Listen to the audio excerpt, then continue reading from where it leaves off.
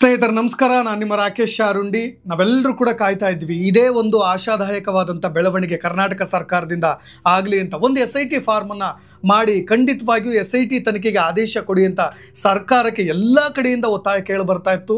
ಇವತ್ತು ಇದೇ ಕರ್ನಾಟಕ ಸರ್ಕಾರ ಆದೇಶವನ್ನು ಕೂಡ ಮಾಡಿದೆ. SIT ತನಿಖಾ ತಂಡಕ್ಕೆ ಆದೇಶ ಕೊಟ್ಟಿದೆ. ಇದೇ ಧರ್ಮಸ್ಥಳದ ಸುತ್ತಮುತ್ತ ಕೇಳಿ ಬರ್ತಾ ಇದ್ದಂಥ ಸರಣಿ ಕೃತ್ಯಗಳ ಆರೋಪಕ್ಕೆ ಏನೋ ಒಂದು ರೀತಿಯಾದಂಥ ಒಂದು ಗುಡ್ ನ್ಯೂಸನ್ನು ನಾವು ಮುಂದೆ ಕೇಳಬಹುದು, ಒಂದು ಚೇತರಿಕೆ ಅಂತ ಹೇಳ್ಬೋದು, ಒಂದು ಸಂಜೀವಿನಿ ಅಂತ ಹೇಳ್ಬೋದು ಇದೇ ಕೇಸ್ಗೆ ಸಂಬಂಧಪಟ್ಟ ಹಾಗೆ. ಸ್ನೇಹಿತರೆ, ಈಗಾಗಲೇ 4 ಜನ IPS ಅಧಿಕಾರಿಗಳನ್ನು ಒಳಗೊಂಡಂಥ ಒಂದು SIT ಟೀಮನ್ನು ಫಾರ್ಮ್ ಮಾಡಾಗಿದೆ. ಅದರಲ್ಲಿ 4 ಜನರು ಕೂಡ IPS ಅಧಿಕಾರಿಗಳೇ ಇದ್ದಾರೆ. ಇದರಲ್ಲಿ ಒಬ್ಬ ಲೀಡಿಂಗ್ ಕ್ಯಾಪ್ಟನ್ ಅಂತ ಅವರು ಈ ಕೇಸನ್ನು ಮುನ್ನಡೆಸ್ಕೊಂಡು ಹೋಗ್ತಾರೆ. ಒಬ್ಬ ಮುಖ್ಯಸ್ಥರಿರ್ತಾರೆ, ಇನ್ನು 3 ಜನ ಸದಸ್ಯರಾಗಿರ್ತಾರೆ. ಆ 4 ಜನ IPS ಅಧಿಕಾರಿಗಳ ಬಗ್ಗೆಯೂ ಕೂಡ ಒಂದಿಷ್ಟು ಇನ್ಫಾರ್ಮೇಷನ್ನ ಕೊಡ್ತಾ, ಸ್ನೇಹಿತರೆ ಈಗಾಗಲೇ ನಿಮ್ಗೆ ಗೊತ್ತಿರೋ ಹಾಗೆ ಜುಲೈ 4ರಂದು FIR ಆಗಿರೋದು. ಅಲ್ಲಿಂದ ಇಲ್ಲಿಯವರೆಗೂ ಕೂಡ ಒಂದು ಸ್ಥಳ ಮಹಜೂರನ್ನು ಕೂಡ ಮಾಡದೆ ಇಲ್ಲಿಯವರೆಗೂ ಎಳ್ಕೊಂಡು ಬಂದುಬಿಟ್ಟಿದ್ದಾರೆ ಈ ಕೇಸನ್ನು.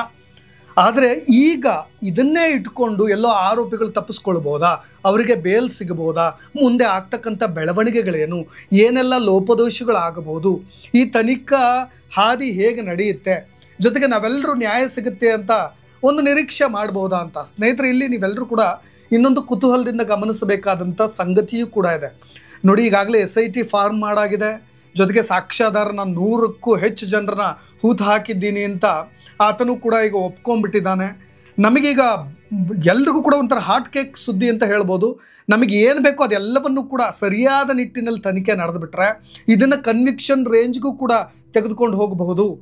ನಿಜಕ್ಕೂ ಕೂಡ ಅಪರಾಧಿಗಳಿಗೆ, ಆರೋಪಿಗಳಿಗೆ ಲೈಫ್ ಟೈಮ್ ಇಂಪ್ರಿಸನ್ಮೆಂಟ್ ಆಗೋ ರೀತಿಯಾಗೂ ಕೂಡ ಈ ಕೇಸನ್ನು ತೆಗೆದುಕೊಂಡು ಹೋಗ್ಬೋದು. ಆದರೆ ಎಲ್ಲೂ ಕೂಡ ಇದನ್ನು ದಿಕ್ಕು ತಪ್ಪಿಸೋ ಕೆಲಸ, ಪ್ರಭಾವಿಗಳಿಗೆ ಮಣಿದು ಈ ಕೇಸನ್ನ ಹಾದಿ ತಪ್ಪಿಸೋ ಕೆಲಸವನ್ನು ಮಾಡದೆ ಸರಿಯಾದ ನಿಟ್ಟಿನಲ್ಲಿ ತನಿಖೆ ಆಗಬಿಟ್ರೆ ನಿಜಕ್ಕೂ ಕೂಡ ನಾವೆಲ್ಲರೂ ಅಂದುಕೊಂಡಂತೆ ಯಾರೆಲ್ಲ ಆರೋಪಿಗಳಿದ್ದಾರೆ, ಅಪರಾಧಿಗಳಿದ್ದಾರೆ, ಅವ್ರಿಗೆ ಖಂಡಿತವಾಗಿಯೂ ಕೂಡ ಶಿಕ್ಷೆ ಆಗುತ್ತೆ.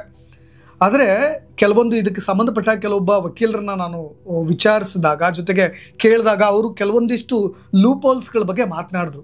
ಯಾಕೆ ಅಂತ ಹೇಳಿದ್ರೆ, ಇಲ್ಲಿ ಈ ಕೇಸನ್ನು ಈಗಾಗಲೇ ಒಂದು SIT ಫಾರ್ಮ್ ಆಗಿದೆ, ತನಿಖೆ ಶುರುವಾಗುತ್ತೆ. ಈ ಯಾರು ಬಂದು ಒಪ್ಕೊಂಡಿದ್ದಾನೆ ದೂರುದಾರ, ಆತ ಎಲ್ಲೆಲ್ಲ ಮಾರ್ಕ್ ಮಾಡಿದ್ದಾನೆ, ಎಲ್ಲಿ ತೋರಿಸ್ತಾನೋ ಆ ಜಾಗಗಳಿಗೆ ಕರ್ಕೊಂಡು ಹೋಗಿ ಆ ಮೃತದೇಹಗಳನ್ನು ಹೊರ ತೆಗೆಯೋ ಕೆಲಸವೂ ಕೂಡ ಆಗುತ್ತೆ. ಆದರೆ ಅವ್ರ ಕಡೆ ಅಂದರೆ ಆರೋಪಿಗಳಿಗೆ, ಅಪರಾಧಿಗಳಿಗೂ ಅವ್ರ ಕಡೆಯೂ ಕೂಡ ಒಬ್ಬ ಡಿಫೆನ್ಸ್ ಲಾಯರ್ ಅಂತ ಇರ್ತಾರಲ್ವ, ಅವರು ಏನು ಡಿಫೆನ್ಸ್ ಮಾಡಿ ಈ ಆರೋಪಿಗಳಿಗೆ ಬೇಗ ಬೇಲ್ ಸಿಗೋ ಹಾಗೆ ಡಿಫೆನ್ಸ್ ಕೂಡ ಮಾಡ್ತಾರೆ ಅಂದರೆ ನೋಡಿ, ಈಗಾಗಲೇ ಒಂದು 20 ದಿನಗಳ ಹತ್ತತ್ರ ಬಂದುಬಿಟ್ಟಿದೆ. ಇಷ್ಟು ಲೇಟ್ ಮಾಡಿದ್ದೀರಿ. ಜೊತೆಗೆ ಆ ಆರೋಪಿಗಳು ನಾವು ಪ್ರಭಾವಿಗಳು, ಜೊತೆಗೆ ಬಹಳಷ್ಟು ಗುರುತಿಸ್ಕೊಂಡವರು, ಜೊತೆಗೆ ಸಮಾಜದಲ್ಲಿ ಒಳ್ಳೆ ಗೌರವಾನ್ವಿತ ಸ್ಥಾನದಲ್ಲೂ ಕೂಡ ಇರೋರು, ಉದ್ದೇಶಪೂರ್ವಕವಾಗಿಯೇ ಈ ಪೊಲೀಸ್ನವರು ಬೇಕಂತಲೇ ಮೃತದೇಹಗಳನ್ನು ಹೂತು ಹಾಕಿರ್ಬೋದು ಅಂತಲೂ ಕೂಡ ಈ ಕೇಸನ್ನು ದಿಕ್ಕು ತಪ್ಪಿಸುವ ಕೆಲಸದಲ್ಲಿ, ಅಂದರೆ ಆ ತಪ್ಪುಗಳನ್ನು ಅವ್ರ ಮೇಲೆ ಹಾಕೊಳ್ಳೋ ರೀತಿಯಲ್ಲೂ ಕೂಡ ಬೇಲನ್ನು ತೆಗೆದುಕೊಳ್ಳುವ ಸಾಧ್ಯತೆ ಕೂಡ ಇರುತ್ತೆ ಅನ್ನೋ ಮಾತನ್ನು ಕೂಡ ಹೇಳಿದ್ರು. ನೋಡಿ, ಯಾವ ರೀತಿಯಾಗಿಯೂ ಕೂಡ ಡಿಫೆನ್ಸ್ ಲಾಯರ್ ತಮ್ಮ ಡಿಫೆನ್ಸನ್ನು ಮಾಡಿ ಈ ಆರೋಪಿ ಸ್ಥಾನದಲ್ಲಿ ಇರೋರಿಗೆ ಬೇಲನ್ನು ಕೂಡ ಒದಗಿಸಬಹುದು ಅಂತ. ಇನ್ನು 15 ದಿನದಲ್ಲಿ ಅಂದರೆ SIT ಫಾರ್ಮ್ ರಚನೆಯಾಗಿ ತನಿಖೆ ಶುರುವಾದ ನಂತರ 15 ದಿನದಲ್ಲೂ ಕೂಡ ಅವ್ರು ಬೇಲನ್ನು ತೆಗೆದುಕೊಳ್ಳುವ ಸಾಧ್ಯತೆ ಇದೆ ಅನ್ನೋ ರೀತಿಯಾಗೂ ಕೂಡ ವಕೀಲರು ಮಾತನಾಡಿದ್ದು ಬಹಳಷ್ಟು ಅಚ್ಚರಿ ತಂತು. ಒಟ್ಟಾರೆಯಾಗಿ ಇದೇ ಧರ್ಮಸ್ಥಳದ ಸುತ್ತಮುತ್ತ ನಾನು ಹೂತು ಹಾಕಿದ್ದೀನಿ ಅಂತ ಈ ದೂರುದಾರ ಕೊಟ್ಟಂಥ ದೂರಿನ ಆಧಾರದ ಮೇಲೆ ಈಗ ಕರ್ನಾಟಕ ಸರ್ಕಾರ ಈ ಕೇಸನ್ನು, ಈ ಪ್ರಕರಣವನ್ನು ಗಂಭೀರವಾಗಿ ಪರಿಗಣಿಸಿ ಒಂದು SIT ಫಾರ್ಮ್ ಮಾಡಿದೆ. ಸ್ನೇಹಿತರೆ, ಆ SIT ಟೀಮ್ನಲ್ಲಿ ಯಾರ್ಯಾರೆಲ್ಲ ಇರ್ತಾರೆ ಅಂತ ನಾನು ಆರಂಭದಲ್ಲಿ ಹೇಳಿದಾಗೆ, ಒಬ್ಬರು ಈ ಟೀಮನ್ನು SIT ಫಾರ್ಮ್ ಮಾಡಿರ್ತಕ್ಕಂಥ ಈ ಟೀಮ್ನಲ್ಲಿರ್ತಕ್ಕಂಥ ಸದಸ್ಯರನ್ನು ಅವ್ರು ಲೀಡ್ ಮಾಡ್ತಾರೆ. ಅಂದರೆ ಆರಂಭದಲ್ಲಿ ಹೇಳಿದಾಗೆ ಈ ದ್ವಾರಕನಾಥ್ ಆಗಿರ್ಬೋದು, ಜೊತೆಗೆ ನಿವೃತ್ತ ನ್ಯಾಯಮೂರ್ತಿಗಳಾಗಿರ್ಬೋದು, ಸುಪ್ರೀಂ ಕೋರ್ಟ್ನ ನ್ಯಾಯಮೂರ್ತಿಗಳಾಗಿರ್ಬೋದು, ಗೋಪಾಲ್ ಗೌಡ್ರು, ಇವರೆಲ್ಲರೂ ಕೂಡ ಒಂದು ಪ್ರೆಸರ್ ಹಾಕಿದ್ರು. ಖಂಡಿತವಾಗಿಯೂ ಪ್ರಣವ್ ಮೊಹಂತಿ ಅವರು ಇರ್ತಕ್ಕಂಥ ಟೀಮನ್ನೇ ರಚನೆ ಮಾಡಿ, SIT ಟೀಮನ್ನು ರಚನೆ ಮಾಡಿ ಅಂತ ಅವ್ರ ಡಿಮಾಂಡ್ ಆಗಿತ್ತು. ಸೊ ಅವರು ಒತ್ತಾಯದಂತೆ ಇವತ್ತು SIT ಟೀಮ್ನಲ್ಲಿ ಪ್ರಣವ್ ಮೊಹಂತಿ IPS ಅಧಿಕಾರಿ ಅವರೇ ಮುಖ್ಯಸ್ಥರಾಗಿರ್ತಾರೆ. ಪೊಲೀಸ್ ಮಹಾನಿರ್ದೇಶಕರು, ಆಂತರಿಕ ಭದ್ರತಾ ವಿಭಾಗ, ಬೆಂಗಳೂರು, ಇವರು ಮುಖ್ಯಸ್ಥರು. ಇನ್ನು ಜೊತೆಗೆ ಇರ್ತಕ್ಕಂಥ ಇನ್ನು 3 IPS ಅಧಿಕಾರಿಗಳು ಯಾರ್ಯಾರು ಅಂತ ಇವರು ಮೆಂಬರ್ಗಳಾಗಿರ್ತಾರೆ. MN ಅನುಚೇತ್ IPS ಅಧಿಕಾರಿ, ಉಪ ಪೊಲೀಸ್ ಮಹಾನಿರೀಕ್ಷಕರು, ಜೊತೆಗೆ ಶ್ರೀಮತಿ ಸೌಮ್ಯಲತಾ IPS ಅಧಿಕಾರಿಗಳು, ಉಪ ಪೊಲೀಸ್ ಆಯುಕ್ತರು CAR ಕೇಂದ್ರ ಸ್ಥಾನ ಸೆಂಟ್ರಲ್ ಜೊತೆಗೆ ಬೆಂಗಳೂರು. ಇನ್ನೊಬ್ಬರು ಜಿತೇಂದ್ರ ಕುಮಾರ್ ದಯಾಮ, ಇವರು ಕೂಡ ಇನ್ನೋರ್ವ IPS ಅಧಿಕಾರಿಗಳು, ಪೊಲೀಸ್ ಅಧೀಕ್ಷಕರು ಆಂತರಿಕ ಭದ್ರತಾ ವಿಭಾಗ. ಸೊ ನಾನು ಇಲ್ಲಿ ಹೇಳ್ತಾ ಇರೋದೇನು ಅಂದರೆ SIT ಟೀಮ್ನಲ್ಲಿ ಈ 4 ಜನರ ಅಡಿಯಲ್ಲಿ ಇನ್ನು ಮುಂದೆ ಇನ್ವೆಸ್ಟಿಗೇಷನ್ ಸ್ಟಾರ್ಟ್ ಆಗುತ್ತೆ. ಯಾವಾಗ ಕರೆದುಕೊಂಡು ಹೋಗ್ತಾರೆ, ಏನು ಎತ್ತ, ಅದೆಲ್ಲವೂ ಕೂಡ ತತ್ಕ್ಷಣಕ್ಕೆ ಗೊತ್ತಾಗಬೇಕಾಗಿದೆ. ಈಗಾಗಲೇ ನಿಮಗೆ ಈ ಒಂದು ಕೇಸ್ನಲ್ಲಿ ಬಹಳಷ್ಟು ಇಂಪಾರ್ಟೆಂಟ್ ರೋಲನ್ನು ಲೀಡ್ ಮಾಡ್ತಾ ಇರೋದು ಅಂದರೆ ಕನಿಷ್ಠ ಪಕ್ಷ ಈಗಾಗಲೇ KV ಧನಂಜಯ ಅವರ ಹತ್ರ ಆ ದೂರದಾರ ಅಂದರೆ ಆ ಸಾಕ್ಷ್ಯ ಹೇಳಲಿಕ್ಕೆ ಬಂದಿರತಕ್ಕಂಥ ವ್ಯಕ್ತಿ ವೆರಿ ಕಾನ್ಫಿಡೆಂಟ್ ಆಗಿದ್ದಾನೆ. ನಾನು ಎಲ್ಲೆಲ್ಲಿ ಹೂತಿದ್ದೀನಿ ಅಂದರೆ ರ್ಯಾಂಡಮ್ ಆಗಿ ಎಲ್ಲೆಲ್ಲಿ ಹೂತಿದ್ದೀನಿ ನನಗೆ ಗೊತ್ತಿದೆ, ಅಲ್ಲಿ ಕರೆದುಕೊಂಡು ಹೋದರೆ ನಾನು ನಿಜಕ್ಕೂ ಕೂಡ ನಾನು ತೋರಿಸ್ತೀನಿ ಅನ್ನೋ ರೀತಿಯಾಗಿ. ಅಂದರೆ ಆತ ಬಹಳಷ್ಟು ಹೆಚ್ಚಾಗಿ ನೆನ್ಪಿಟ್ಕೊಂಡಿರೋದು ಒಬ್ಬ ಶಾಲಾ ಬಾಲಕಿಯ ಮೃತದೇಹವನ್ನು ಹೂತಿರ್ತಕ್ಕಂಥ ಜಾಗ. ಪ್ರತಿಯೊಂದು 100ಕ್ಕೂ ಹೆಚ್ಚು ಮೃತದೇಹಗಳನ್ನು ಹೂತು ಹಾಕಿಬಿಟ್ಟಿದ್ದಾನೆ. ಕನಿಷ್ಠ ಪಕ್ಷ 2 ಮೃತದೇಹಗಳು ಸಿಕ್ಕರೂ ಇದೊಂದು ಹೈ ವೋಲ್ಟೇಜ್ ಕೇಸ್ ಆಗ್ತಕ್ಕಂಥ ಸಂದರ್ಭ ಇದೆ. ಜೊತೆಗೆ ಇನ್ನೊಂದು, ಇದೇ ಬೆಳ್ತಂಗಡಿಯ ಸ್ಥಳೀಯ ಒಂದು ಪಂಚಾಯಿತಿಯ ಕಡೆಯಿಂದ ಇದೇ ಪೊಲೀಸ್ ಠಾಣೆಗೆ ಒಂದು ಪಂಚಾಯಿತಿ ಪತ್ರ ಅಂತ ಕೂಡ ಹೋಗಿದೆ. ಅವರು ಹೇಳೋ ರೀತಿಯಾಗಿ ಏನು ಹೇಳ್ತಿದ್ದಾರೆ ಅಂದರೆ, ಇಲ್ಲಿ ಇರ್ತಕ್ಕಂಥ ಸ್ಥಳೀಯರು ಯಾರೇ ಸತ್ರು ಕೂಡ ಅದಕ್ಕೆ ಹೋಗಿ ರುದ್ರಭೂಮಿ ಅಂತ ಹೇಳಿ ನಾವಲ್ಲೇ ಊದು ಹಾಕಿ ಬರ್ತಾ ಇದ್ದೀವಿ. ಆ ದೂರದಾರ ಕೊಟ್ಟಿರೋದು ಕೂಡ ಅದೇ ವ್ಯಕ್ತಿಗಳಿರ್ಬೋದು, ಅದೇ ಹೆಣ್ಮಕ್ಳನ್ನು ಕೂಡ ಇರಬಹುದು ಅನ್ನೋ ರೀತಿಯಾಗಿ ಆತ ಅಲ್ಲಿರ್ತಕ್ಕಂಥ ಪಂಚಾಯಿತಿ ಪತ್ರದಲ್ಲಿ ಇರ್ತಕ್ಕಂಥದ್ದು. ಈ ಕೇಸನ್ನು ದಿಕ್ಕು ತಪ್ಪಿಸ್ಲಿಕ್ಕೆ ಆ ದೂರದಾರ, ಸಾಕ್ಷ್ಯದಾರ ಈ ರೀತಿಯಾದಂಥ ಹೇಳಿಕೆಗಳನ್ನು ಕೂಡ ಕೊಟ್ಟಿರ್ತಕ್ಕಂಥ ಚಾನ್ಸಸ್ಗಳು ಇದೆ ಅಂತ. ಆದರೆ ಈ ಭೀಮಾ ಅನ್ನೋ ವ್ಯಕ್ತಿ ಇದೇ KV ಧನಂಜಯ ಅವ್ರ ಹತ್ರ ಹೋಗಿ ದೂರನ್ನು ಕೊಟ್ಟಿದ್ದಾನಲ್ವ, ಅವನು ತುಂಬ ಕಾನ್ಫಿಡೆಂಟ್ ಆಗಿದ್ದಾನಂತೆ.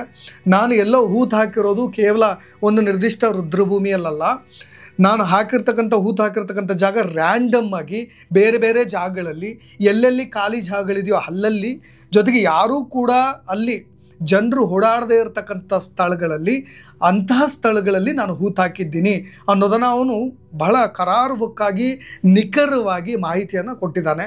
ಜೊತೆಗೆ ಅದೇ ಕಾನ್ಫಿಡೆಂಟ್ ಮೇಲೂ ಕೂಡ ಈ ಕೇಸನ್ನು ನಡೆಸ್ತಾ ಇರ್ತಕ್ಕಂಥ KV ಧನಂಜಯ ಅವರು ಕೂಡ ತುಂಬ ಕಾನ್ಫಿಡೆಂಟ್ ಆಗಿದ್ದಾರೆ. ಆತ ಬಹಳಷ್ಟು ಕಟ್ಟುನಿಟ್ಟಾಗಿದ್ದಾನೆ. ಜೊತೆಗೆ ಆತನ ಹೇಳಿಕೆಗಳ ಮೇಲೆ ಅವನು ಬದ್ಧನಾಗಿದ್ದಾನೆ. ಹಾಗಾಗಿ ಇದನ್ನು ನಂಬತಕ್ಕಂಥ ವಿಶ್ವಾಸಾರ್ಹ ಹೇಳಿಕೆ ಅಂತಲೇ ಅವರು ಕೂಡ ಪರಿಗಣಿಸಿ ಈ ಕೇಸನ್ನು ಕೂಡ ತೆಗೆದುಕೊಳ್ಳಿಕ್ಕೂ ಕೂಡ ಮುಂದಾಗಿದ್ದಾರೆ. ಹಾಗಾಗಿ ನಾವಂತೂ ಕೂಡ ಇಲ್ಲಿಯವರೆಗೂ ಅನೇಕ ಅನುಮಾನಗಳಿತ್ತು. ಈಗಾಗಲೇ ಇದನ್ನು ಕೇರಳ ಸರ್ಕಾರ ಈ ಕೇಸನ್ನು ತೆಗೆದುಕೊಳ್ಳಿ, ಜೊತೆಗೆ NIA ಅಂದರೆ ನ್ಯಾಷನಲ್ ಇನ್ವೆಸ್ಟಿಗೇಷನ್ ಏಜೆನ್ಸಿ ಆದರೂ ಈ ಕೇಸನ್ನು ನಡೆಸಲಿ ಅನ್ನೋ ಒಂದಿಷ್ಟು ಮಾತುಗಳು ಕೂಡ ಕೇಳಿಬಂದವು. ಈಗಾಗಲೇ ಅಮಿತ್ ಶಾ ಅವ್ರಿಗೂ ಕೂಡ ಪತ್ರವನ್ನು ಬರೆಯಲಾಗಿತ್ತು. ಇದೇ ಕೇರಳದ ರಾಜ್ಯಸಭಾ ಸದಸ್ಯರಾಗಿರ್ತಕ್ಕಂಥ ಅಲ್ಲಿನ MP ಗಳಾಗಿರ್ತಕ್ಕಂಥ ವ್ಯಕ್ತಿಗಳು ಕೂಡ ಇದೇ ಅಮಿತ್ ಶಾ ಅವ್ರಿಗೂ ಕೂಡ ಪತ್ರವನ್ನು ಬರೆಯಲಾಗಿತ್ತು. ಈ ಥರದ ಒಂದಿಷ್ಟು ಬೆಳವಣಿಗೆಗೂ ಕೂಡ ನಡೀತಾ ಇತ್ತು. ಆದರೆ ಇವೆಲ್ಲ ಒತ್ತಡಗಳಿಗೂ ಕೂಡ ಮಣಿದು ರಾಜ್ಯ ಸರ್ಕಾರ SITಯನ್ನು ಫಾರ್ಮ್ ಮಾಡಾಗಿದೆ.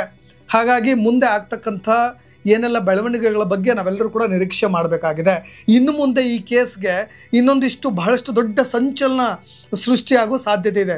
ಅಟ್ಲೀಸ್ಟ್ ಒಂದೇ ಒಂದು ಮೃತದೇಹವನ್ನು ಅವನು ಕರೆದುಕೊಂಡಂಥ ಜಾಗದಲ್ಲಿ ಆ ವ್ಯಕ್ತಿ ಏನಾದರೂ ತೆಗೆದು ಬಿಟ್ಟರೆ ಇದು ಇನ್ನೊಂದು ಮಟ್ಟಕ್ಕೆ ಹೋಗುತ್ತೆ. ಯಾಕೆಂದರೆ ಈಗಾಗಲೇ SIT ಟೀಮ್ ಫಾರ್ಮ್ ಆಗಿದೆ. ಜೊತೆಗೆ ಆತನ್ನು ಕರೆದುಕೊಂಡೋಗಿ ಫಿಂಗರ್ ಪ್ರಿಂಟ್ಸ್ ಟೀಮ್ ಆಗಿರ್ಬೋದು, ಜೊತೆಗೆ FSL ಟೀಮ್ ಆಗಿರ್ಬೋದು, ಎಲ್ಲವೂ ಕೂಡ ಎಲ್ಲ ಟೀಮ್ಗಳೊಂದಿಗೆ ಅಲ್ಲಿ ಹೋಗಲಾಗುತ್ತೆ. ಆ ವ್ಯಕ್ತಿ ತೆಗೆದಿರ್ತಕ್ಕಂಥ ಮೃತದೇಹ ಯಾವ ಕುಟುಂಬಕ್ಕೆ ಸಂಬಂಧಪಟ್ಟಿದ್ದು, ಎಲ್ಲಿಯದ್ದು, ಏನು, ಎಲ್ಲವೂ ಕೂಡ ಇನ್ನು ಮುಂದೆ ರೋಚಕತೆಯನ್ನು ಪಡೆದುಕೊಳ್ಳುವಂಥ ನಿರೀಕ್ಷೆಗಳಂತೂ ನಾವು ಎಕ್ಸ್ಪೆಕ್ಟ್ ಮಾಡಬಹುದು. ಹಾಗಾಗಿ ನಮಗೆ ಒಂದು ಆಶಾದಾಯಕವಾದಂಥ ಬೆಳವಣಿಗೆ, ಸ್ವಲ್ಪ ನಿಟ್ಟುಸಿರು ಅಂದರೆ ಒಂದು ತೃಪ್ತಿದಾಯಕ ಬೆಳವಣಿಗೆ.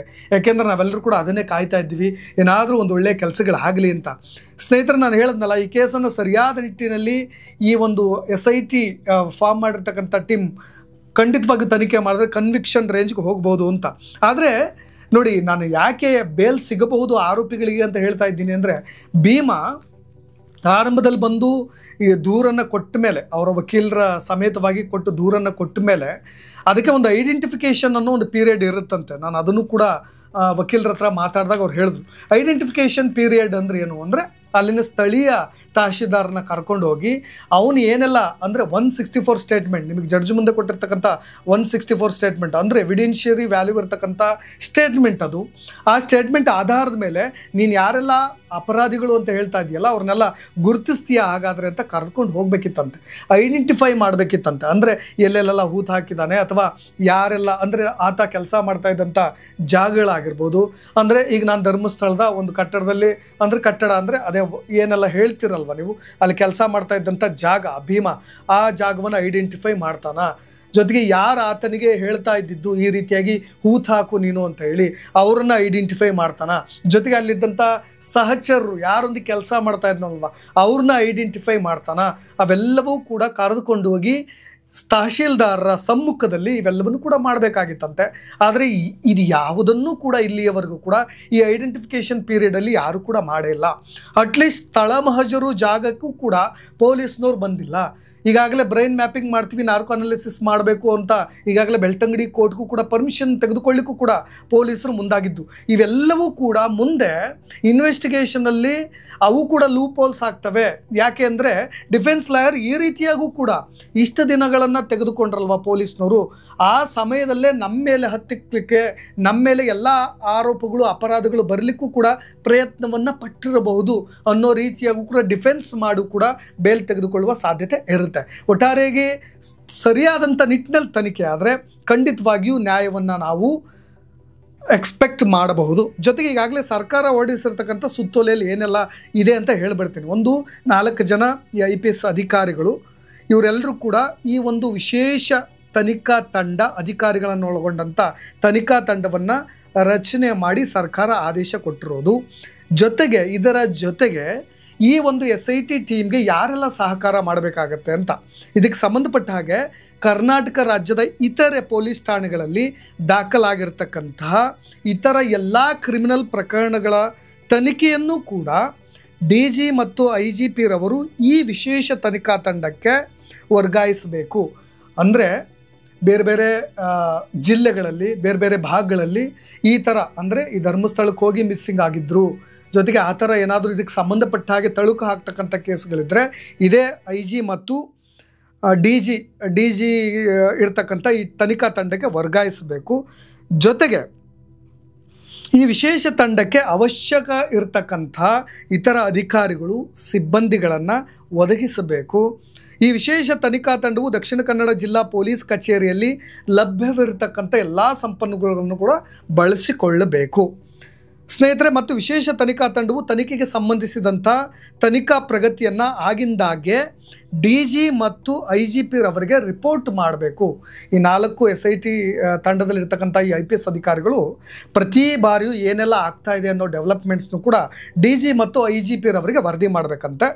ಇನ್ನು ಈ ವಿಶೇಷ ತನಿಖಾ ತಂಡವು ಮೇಲ್ಕಂಡಂತೆ ದಾಖಲಾಗಿರ್ತಕ್ಕಂಥ ಪ್ರಕರಣ ಹಾಗೂ ಇದರ ಸಂಬಂಧ ರಾಜ್ಯದ ಇತರ ಪೊಲೀಸ್ ಠಾಣೆಗಳಲ್ಲಿ ದಾಖಲಾಗುವ ಎಲ್ಲ ಪ್ರಕರಣಗಳ ಸಮಗ್ರ ತನಿಖೆಯನ್ನು ನಡೆಸಿ ತನಿಖಾ ವರದಿಯನ್ನು ಮಹಾನಿರ್ದೇಶಕರು ಮತ್ತು ಆರಕ್ಷಕ ಮಹಾನಿರೀಕ್ಷಕರು ಬೆಂಗಳೂರವರ ಮುಖಾಂತರವಾಗಿ ಶೀಘ್ರವೇ ಸರ್ಕಾರಕ್ಕೆ ಸಲ್ಲಿಸಬೇಕು. ಹಾಗಾಗಿ SIT ಟೀಮ್ ಈಗಾಗಲೇ ಇನ್ನೇನು ಕೆಲವೇ ದಿನ ಅಂತಲೇ ಹೇಳ್ಬೋದು, ನಾಳೆ ಆಗ್ಬೋದು, ನಾಡಿದ್ದೇ ಆಗ್ಬೋದು, ಒಂದು SIT ಟೀಮ್ ಈಗಾಗಲೇ ತನಿಖೆಯನ್ನು ಶುರು ಮಾಡಬೇಕಾಗತ್ತೆ. ಸರ್ಕಾರಕ್ಕೆ ಆಗಿಂದಾಗೆ DG ಮತ್ತು IGP ಅವರಿಗೆ ವರದಿಯನ್ನು ಸಲ್ಲಿಸಬೇಕಾಗತ್ತೆ. ಇದನ್ನೇ ಸರ್ಕಾರವು ಕೂಡ ಹೇಳಿರೋದು. ಅಂದರೆ ಸರ್ಕಾರದ ಕನ್ಸರ್ನ್ ಏನಿದೆ ಅಂದರೆ ನೋಡಿ, ಅವರು ಮೆನ್ಷನ್ ಮಾಡಿರೋದು ದಿನಾಂಕ 12/7/2025 ಟೈಮ್ಸ್ ನೌ ಅಂದರೆ ನ್ಯಾಷನಲ್ ಚಾನಲ್ ಮತ್ತಿತರ ಮಾಧ್ಯಮಗಳು ಮನುಷ್ಯರೊಬ್ಬರ ತಲೆಮೂಡೆ ದೊರಕಿದ ಮತ್ತು ಹಾಗೂ ನಾಪತ್ತೆಯಾದಂಥ ವೈದ್ಯಕೀಯ ವಿದ್ಯಾರ್ಥಿನಿಯೊಬ್ಬರ, ಅಂದರೆ ಅನನ್ಯ ಭಟ್ ಅವರ ಕುಟುಂಬ, ಸುಜಾತಾ ಭಟ್ ಅವರಿಗೆ ಕೊಟ್ಟರಲ್ಲ ಸ್ಟೇಟ್ಮೆಂಟು, ಅದರ ಹೇಳಿಕೆಯ ವರದಿಯನ್ನು ನಿರಂತರವಾಗಿ ಪ್ರಸಾರ ಮಾಡ್ತಾ ಇದ್ದಾವೆ. ಜೊತೆಗೆ ಮಹಿಳಾ ಆಯೋಗವೂ ಕೂಡ ನಮಗೆ ಈಗಾಗಲೇ ರಿಕ್ವೆಸ್ಟ್ ಕೂಡ ಮಾಡಿಕೊಂಡಿದೆ, ಮನವಿ ಕೂಡ ಮಾಡಿಕೊಂಡಿದೆ, ಒಂದು SIT ಫಾರ್ಮನ್ನು ರಚನೆ ಮಾಡಿ ಅಂತ. ಅವರ ಒತ್ತಾಯಗಳ ಆಧಾರದ ಮೇಲೆ, ಜೊತೆಗೆ ಜನರ ಕನ್ಸರ್ನ್ನ ಆಧಾರದ ಮೇಲೆ ಒಂದು SITಯನ್ನು ಫಾರ್ಮ್ ಮಾಡ್ತಾ ಇದ್ದೀವಿ ಅಂತ ಹೇಳಿದೆ. ಒಟ್ಟಾರೆಯಾಗಿ ಮಹಿಳಾ ಆಯೋಗ ಎಂಟ್ರಿ ಕೊಟ್ಟಿದ್ದಕ್ಕೋ, ಜೊತೆಗೆ ಅನೇಕ ಹೋರಾಟಗಾರರ ಒತ್ತಾಯದ ಆಧಾರದ ಮೇಲೋ ಏನೋ ಗೊತ್ತಿಲ್ಲ, ಸರ್ಕಾರವಂತೂ SITಯನ್ನು ಫಾರ್ಮ್ ಮಾಡಾಗಿದೆ. ಇನ್ನು ಮುಂದೆ ಆಗ್ತಕ್ಕಂಥ ಬೆಳವಣಿಗೆಗಳನ್ನು ಏನೆಲ್ಲ ಆಗಬಹುದು ಅನ್ನೋ ಅಪ್ಡೇಟ್ಸ್ಗಳೊಂದಿಗೆ ಮತ್ತೆ ನಾನು ಖಂಡಿತವಾಗಿಯೂ ಬರ್ತೀನಿ. ಒಟ್ಟಾರೆಯಾಗಿ ಇಲ್ಲಿಯವರೆಗೂ ನಾವು SIT ಫಾರ್ಮ್ ಆಗಲಿ ಅಂತ ಏನು ಡಿಮಾಂಡ್ ಮಾಡ್ತಾ ಇದ್ದೀವಿ ಅದಕ್ಕೆ ಮಣಿದು ಸರ್ಕಾರ ಈ ನಿಟ್ಟಿನಲ್ಲಿ ಆದೇಶವನ್ನು ಹೊರಡಿಸಿರೋದು ಸ್ವಾಗತಾರ್ಹ. ಇನ್ನು ಆಗ್ತಕ್ಕಂಥ ಏನಾದರೂ ಎಕ್ಸ್ಕ್ಲೂಸಿವ್ ಅಪ್ಡೇಟ್ಸ್ ಇದ್ದರೆ ಖಂಡಿತವಾಗಿಯೂ ಮತ್ತೆ ಬರ್ತೀನಿ. ನಾನು ರಾಕೇಶ್ ಆರುಂಡಿ, ಧನ್ಯವಾದ.